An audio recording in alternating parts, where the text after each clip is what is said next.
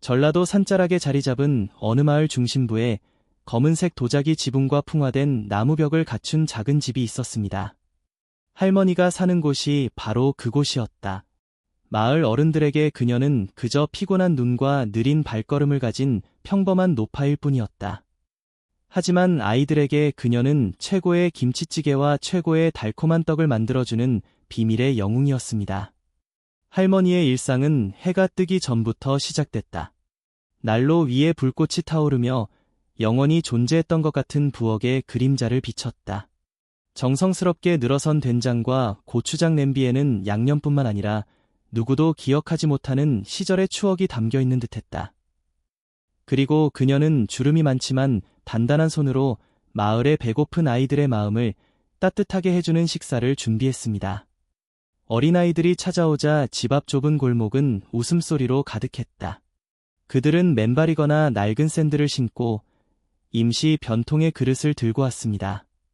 할머니는 각 부분이 단순한 음식 그 이상임을 아는 사람처럼 침착하게 음식을 차리는 동안 각자 인내심을 갖고 기다렸습니다. 그것은 뜨거운 국물을 가장한 사랑이었다. 하지만 모두가 할머니의 관대함을 호의적으로 본 것은 아니었다. 사찰 옆 작은 편의점에서는 동네 주민들이 쌀 한 봉지, 소주 한 병을 사며 수근거렸다. 그녀가 이 모든 것을 어디서 얻었는지 궁금한 적이 있나요? 김 여사는 벽이 다 들릴 듯 목소리를 낮추며 중얼거렸다.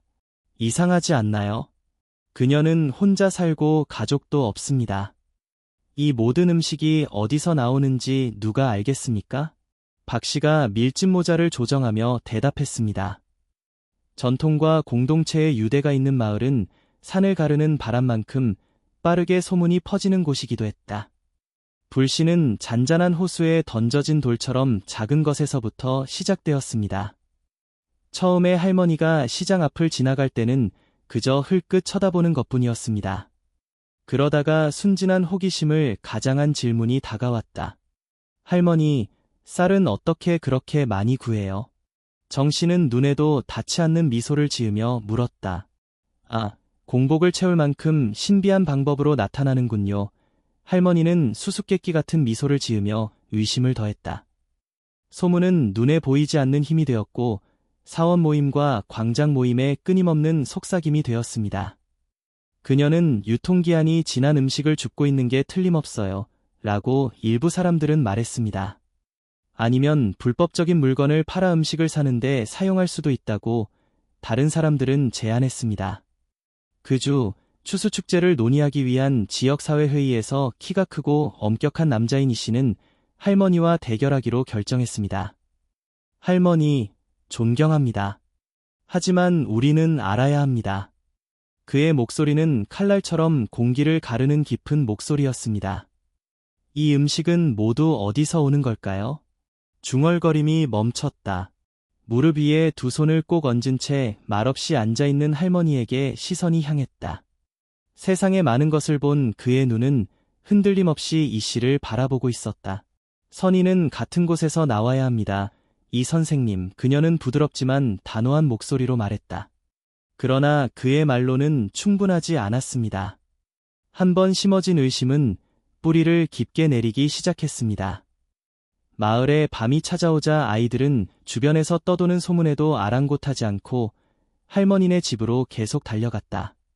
그들에게 음식은 집과 같은 맛이었고 따뜻함과 같았으며 자신의 삶에서 잃어버린 무엇인가와도 같은 맛이었습니다. 그러나 어른들에게는 제공되는 그릇 하나하나가 뭔가 어두운 것, 즉 공동체의 무언의 규칙을 거스르는 것의 증거처럼 보였습니다. 결국 대가를 기대하지 않고서는 그렇게 좋은 사람이 될 수 없겠죠? 그리고 할머니가 불을 끄고 문을 닫자 마을의 속삭임이 산에서 내려오는 찬바람처럼 그녀를 에워쌌다. 이 두 장은 감정적인 연결고리를 만들고 이야기의 긴장감의 기초를 구축하는 역할을 합니다. 할머니는 친절한 인물로 등장하지만 그녀의 관대함을 의심하는 공동체에 둘러싸여 있다. 당신은 어떻게 생각했나요? 원하는 스타일과 톤을 포착하는 올바른 길을 가고 있나요? 마을의 아침은 언제나 익숙한 소리들의 교향곡이었습니다. 시장에서 상인들의 비명소리, 흙길을 쓸는 빗자루 소리, 정처 없이 뛰어다니는 아이들의 웃음소리. 그러나 오늘 아침에는 공기가 달랐고 거에 만져질 듯한 긴장감이 감돌았습니다. 중앙광장에는 한 무리의 주민들이 모여들었다. 이 씨는 당당한 자세로 중앙에 서 있었고 얼굴은 돌처럼 굳어 있었다. 그는 할머니 집에서 직접 가져온 밥 한 그릇과 김치를 들고 있었다. 우리는 답변이 필요하기 때문에 여기에 있습니다. 그가 말했다. 그의 목소리는 광장의 정막 속에서 징처럼 울려 퍼졌다. 우리는 지금 일어나고 있는 일을 무시할 수 없습니다. 혼자 사는 할머니가 어떻게 하루에 그 많은 아이들을 먹일 수 있을까요? 벌떼처럼 웅얼거림이 다시 시작됐다. 일부 주민들은 고개를 저으며 찬성했습니다. 다른 사람들은 불편해하며 시선을 돌렸습니다. 얼마 지나지 않아 할머니가 나무지팡이로 리드미컬하게 바닥을 두드리며 천천히 걸어왔다. 그녀를 보자 소란이 멈추고 모든 시선이 그녀에게로 향했습니다. 할머니, 이건 끝내야 해요. 당신들은 우리 지역 사회를 위험에 빠뜨리고 있습니다. 라고이 씨는 계속 말했습니다. 이러한 소문이 이웃 마을에 퍼졌다고 상상해 보십시오. 우리의 평판은 어떻게 될까요? 노부인은 깊은 숨을 쉬며 걸음을 멈췄다. 그녀의 눈은 군중 사이를 헤매다가 혼란스럽고 겁에 질린 표정으로 멀리서 그녀를 지켜보고 있는 아이들에게 잠시 멈췄습니다. 마을의 평판은 걱정되지만 배고픈 아이들은 걱정하지 않으시나요? 그녀의 목소리는 낮지만 단단함이 가득하다고 말했습니다. 이어진 침묵은 거의 참을 수 없을 정도였습니다. 하지만 할머니의 마른 화를 진정시키기는커녕 오히려 불길을 부채질하는 듯했다. 할머니, 아이들만의 이야기가 아닙니다. 김 여사가 팔짱을 끼며 소리쳤습니다. 투명성에 관한 것입니다. 우리는 무슨 일이 일어나고 있는지 알 권리가 있습니다. 마침내 할머니는 고개를 기울이며 담담하게 말했다. 답변을 원하시면 내일 저를 따라오세요. 하지만 경고합니다. 어떤 진실은 받아들이기 어려울 수도 있습니다. 그날 밤 마을은 여전히 회의에 대한 논의로 떠들썩할 때 할머니는 집 현관에 앉아 산 너머로 떠있는 보름달을 바라보았다. 그것은 크고 하얀 달이었는데 너무 밝아서 그의 기억 속에 과거의 그림자를 들이우는 것 같았다. 그녀는 눈을 감았고 갑자기 젊음으로 돌아갔습니다. 때는 1951년 겨울이었다. 한국전쟁은 나라를 파멸의 벌판으로 만들었다. 할머니, 은자라는 어린 소녀는 잔해가 가득한 길을 걷고 있었습니다. 그의 가족은 죽었고 배고픔만이 그의 유일한 동반자였습니다. 살을 애는 듯한 추위, 며칠 동안 아무것도 먹지 못한 고통, 멀리서 들려오는 폭발음보다 더 크게 비명을 지르는 자신의 배소리도 기억났다. 어느 날 밤 그녀가 먹을 수 있는 모든 것을 쓰레기통에서 뒤지고 있을 때 한 여자가 나타났습니다. 밥그릇을 들고 있는 사람은 백발의 친절한 눈을 가진 아주머니였습니다. 먹어라, 딸아. 당신은 살아야 합니다. 그 여자는 질문도 대가도 요구하지 않고 그릇을 그의 손에 놓았습니다. 그 친절한 행동이 그녀의 생명을 구했고 은자는 그것을 결코 잊지 않았습니다. 그 이후로 그녀는 언젠가 가능하다면 그 여자가 그녀에게 그랬던 것처럼 다른 아이들에게도 어둠 속에 빛이 될 것이라고 약속했습니다. 아이들의 웃음소리가 그녀를 현재로 데려왔다.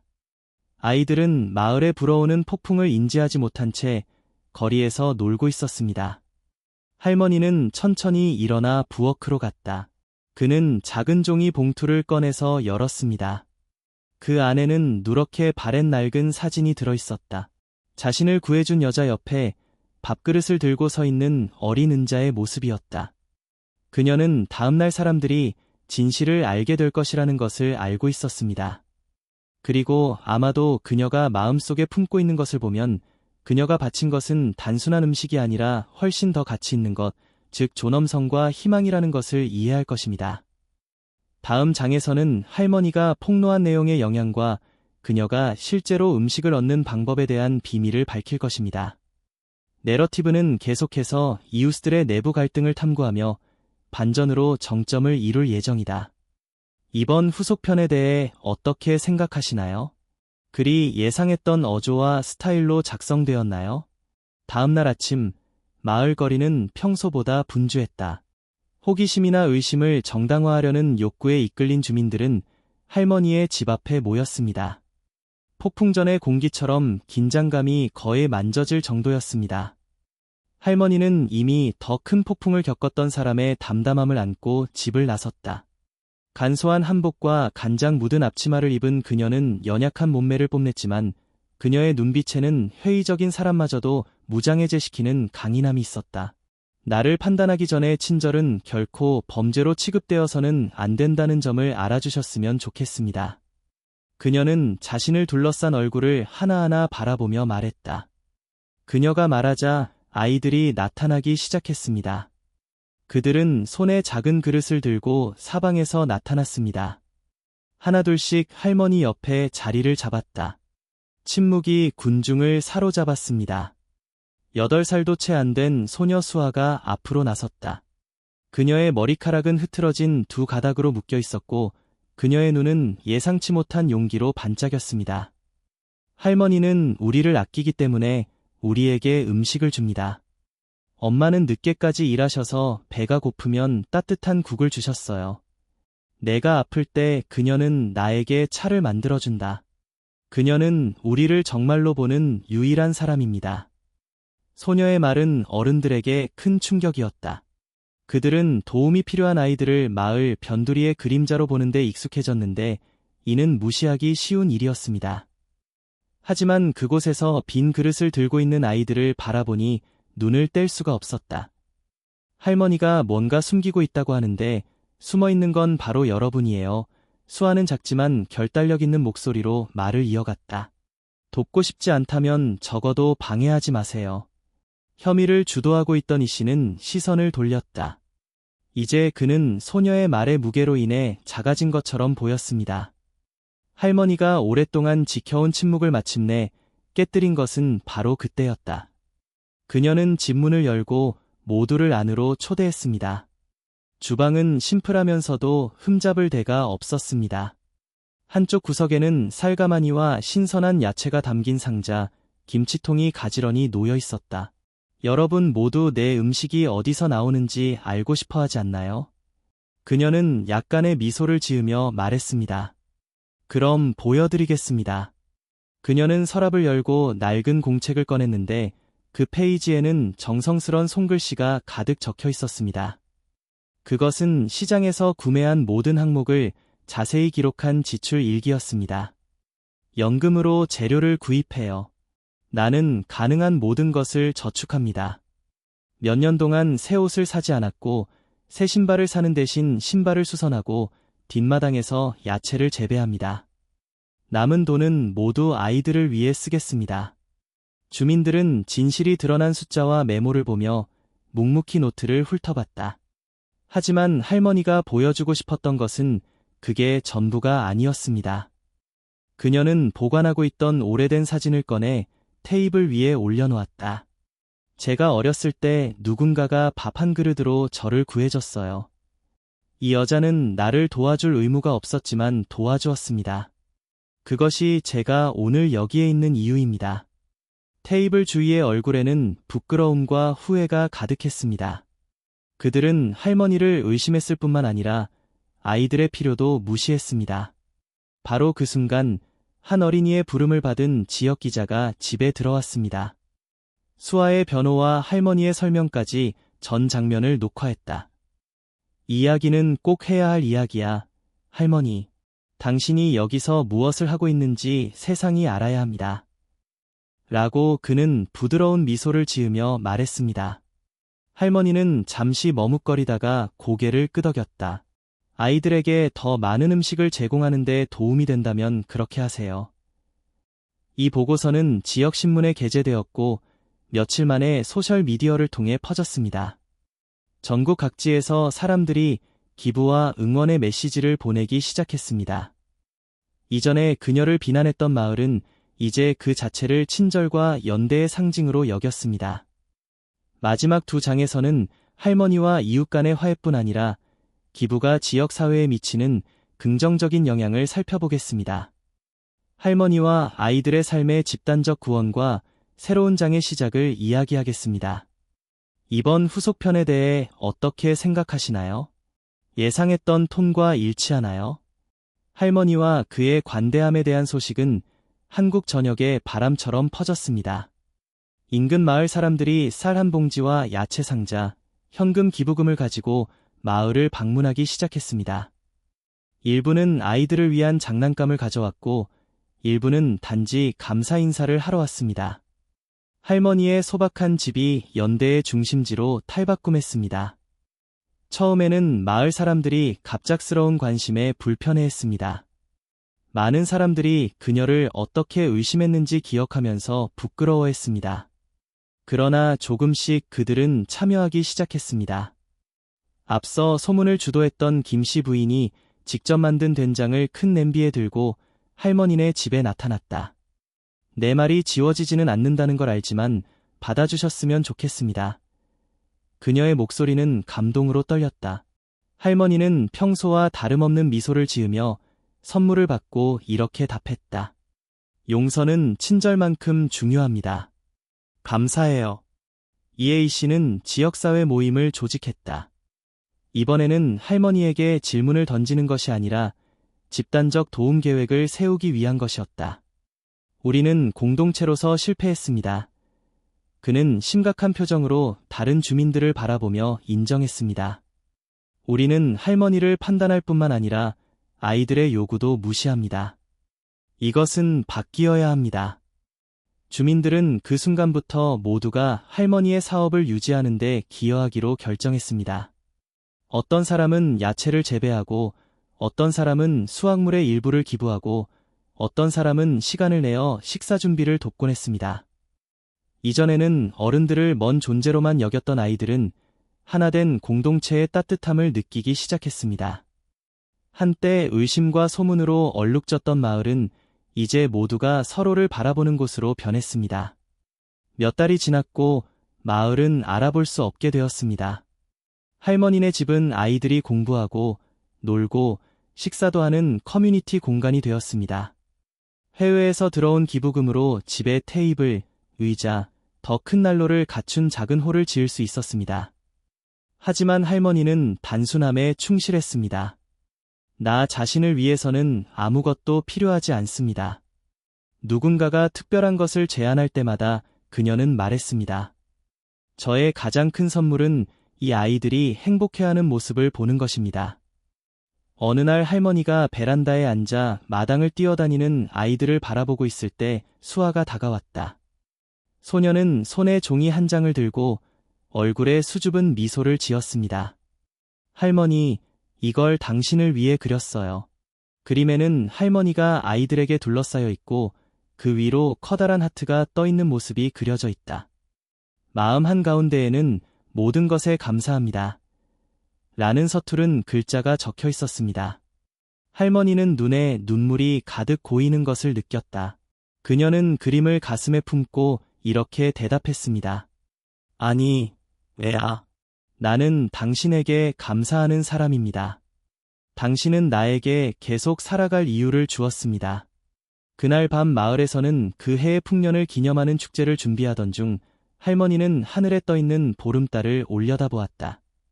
그녀는 오래전 자신을 구해준 여자를 생각했고 자신에게 앞으로 나아갈 힘을 준 밥그릇을 생각했습니다.